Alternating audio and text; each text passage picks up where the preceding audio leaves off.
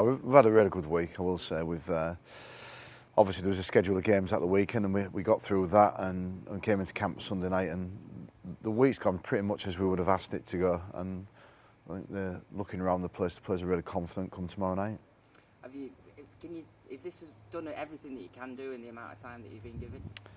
Yeah, I think so. I think as with everything, you'll always review things, and possibly one or two things you could do here, there, and there.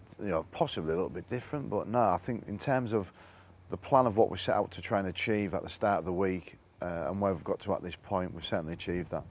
Is there a point where sort of training fatigue sets in, and it's all about the game now? I wouldn't say training fatigue. I think it's mentally the players get themselves ready to play. And we had a fantastic training session yesterday. A couple of sessions as it happened there, and the players were really focused and sharp and really energised. And we finished off this morning with a really controlled session where the players looked like they fully understood exactly what needed to be done. So I think you can get a sense from the players when they are ready to play. And obviously there's a few hours now between now and the game, but you can sense that in terms of the preparation for it, they are ready. The encounter on Friday night, some would say because it's a friendly and they're playing possibly their teammates that they'd be taking it easy, but I suppose it's actually the opposite. They've got a point to prove to each other, haven't they? I think it's the complete opposite. I think this match has been muted for a long time. Ourselves as England, we understand we need the toughest possible fixtures we can get to give ourselves the best available opportunities to go on and win competitions and tournaments.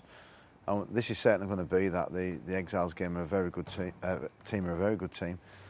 This is not going to be any sort of exhibition match whatsoever. This is going to be a full-blooded encounter, and I think probably one of the most physical games of the year.